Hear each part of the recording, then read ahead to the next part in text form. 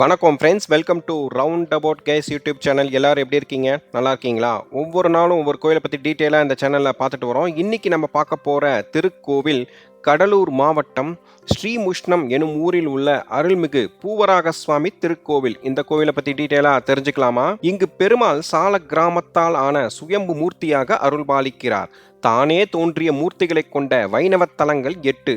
அவை என்னவென்றால்: 1 ஸ்ரீரங்கம், 2 ஸ்ரீமுஷ்ணம், 3வது திருப்பதி, 4வது வானமாமலை, 5வது சாலக்கிராமம் அதாவது முக்திநாத், 6வது புஷ்கரம், 7வது நைமிசாரண்யம், 8வது பத்ரிகாஷ்டமம் அதாவது பத்ரிநாத். ஸ்ரீ பூவராக சுவாமி சன்னதி மேற்கு நோக்கி நின்ற திருக்கோலத்தில் காட்சி தருகிறார். முகம் மட்டும் தெற்கு நோக்கி உள்ளது. அர்த்த மண்டபத்தில் உற்சவர் யக்னவராகமூர்த்தி ஸ்ரீதேவி பூதேவியுடன் மேற்கு நோக்கி காட்சி தருகிறார். உடன் ஆதிவராகமூர்த்தியும் கண்ணனும் எழுந்தருளி உள்ளார். விஜயநகர நாயக்கர்களால் கட்டப்பட்ட கோவில் இது. ஸ்ரீமுஷ்ணம் அருள்மிகு ஸ்ரீ பூவராக சுவாமி கோவில் சிறப்பு முஸ்தாசூரணம் என்கின்ற கோரைக்கிழங்கு பிரசாதம். ஸ்ரீமுஷ்ணம் பூவராக பெருமாள் பன்றி அவதாரம் எடுத்துள்ளார். இதன் காரணமாக அவரது அவதாரத்திற்கு கோரைக்கிழங்கு மிகவும் பிடித்தமான உணவு என்பதால் கோரைக்கிழங்கு பிரசாதமாக வழங்கப்படுகிறது. இக்கோரைக்கிழங்கு தினமும் காலை 10 மணிக்கு திருமஞ்சனம் முடிந்த பின்னர் பிரசாதமாக வழங்கப்படும். பெருமாளின் 10 அவதாரங்களில் மிகவும் சிறப்பு வாய்ந்தது வராக அவதாரம் ஆகும். அந்த சிறப்பு வாய்ந்த அவதார கோலத்தில் பெருமாள் இந்த ஊரில் இருப்பதால் இவரை வழிபடுவது மோட்சத்திற்கு செல்வதற்கான வழியாகும். அசுரர்களை வென்றதால் ஏற்பட்ட வெற்றி பெருமித உணர்ச்சி பொங்க இரு கைகளையும் இடுப்பில் வைத்து கொண்டு முகத்தை நிமிர்த்தி கம்பீரமாக பார்க்கிறார். இங்கு பெருமாளின் மூலவர் விமானம் பாவன விமானமாகும். வடப்புறத்தில் உள்ள கோபுரத்தின் பக்கத்தில் குழந்தை அம்மன் ஆலயம் உள்ளது. இங்கே அம்புஜவல்லி தாயாரின் தோழிமார்களுக்கு இடம் அளிக்கப்பட்டிருக்கிறது.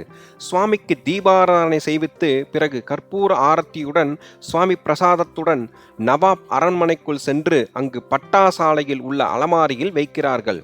பின் அரண்மனை வாசலில் நின்று கொண்டிருக்கும் நவாப் சந்ததியரிடம் தெரிவித்த பிறகு சுவாமி கிள்ளை மண்டபத்திற்கு எழுந்தருள்வார். அன்று இரவு புஷ்ப பல்லக்கில் வானவேடிக்கை மேலதாளங்களுடன் மசூதியின் பக்கம் எழுந்தருள்வார். இப்படி ஒரு வைபவம் எங்கும் காணப்படாத அற்புதமாக உள்ளது. மாசி மாத பிரம்மோற்சவம் இந்து முஸ்லிம் ஒற்றுமைக்கு எடுத்துக்காட்டாக இன்றும் விளங்கி வருகிறது. பிரம்மா உள்ளிட்ட தேவர்கள் இங்கு வழிபட்டு நற்பலன் அடைந்தனர். பன்றி வடிவில் சுவாமி இருப்பதால் அவருக்கு விருப்பமான கோரைக்கிழங்கு நைவேத்தியம் செய்யப்படுகிறது. இக்கோவிலின் தல வரலாறை பார்ப்போம்.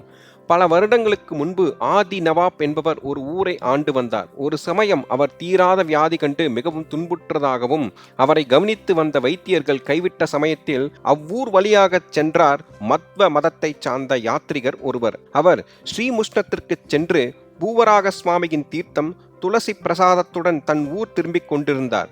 அவருக்கு நவாப் பற்றி தெரிய வரவே சுவாமி தீர்த்தத்தையும் துளசி பிரசாதத்தையும் கொடுக்க நவாப் பூரண குணமடைந்தாராம்.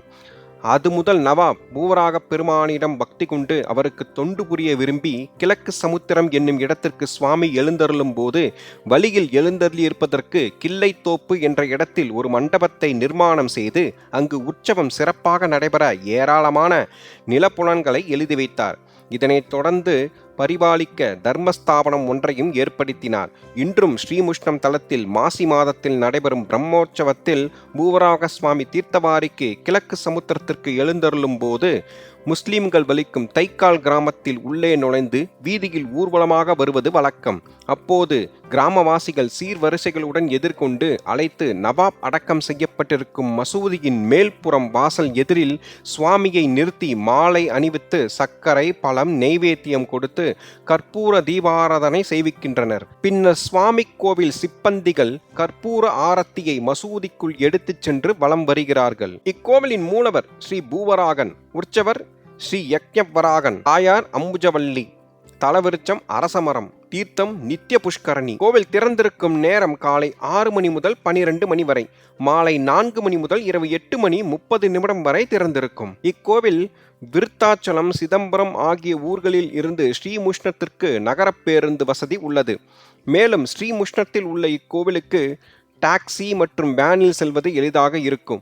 முக்கிய ஊர்களிலிருந்து தூரம் என்னவென்றால் விருத்தாச்சலத்திலிருந்து 24 கிலோமீட்டர் தூரத்திலும் சிதம்பரத்திலிருந்து 35 கிலோமீட்டர் தூரத்திலும் இந்த கோவில் அமைந்துள்ளது. அருகிலுள்ள ரயில் நிலையம் சிதம்பரம், விருத்தாச்சலம், அருகில் உள்ள விமான நிலையம் திருச்சி. மீண்டும் ஒரு நல்ல பதிவில் உங்களை சந்திக்கிறேன். இந்த வீடியோ உங்களுக்கு பிடித்திருந்தால் லைக், ஷேர், சப்ஸ்கிரைப், கமெண்ட் செக்ஷனில் கமெண்ட் செய்யவும். நன்றி, வணக்கம்.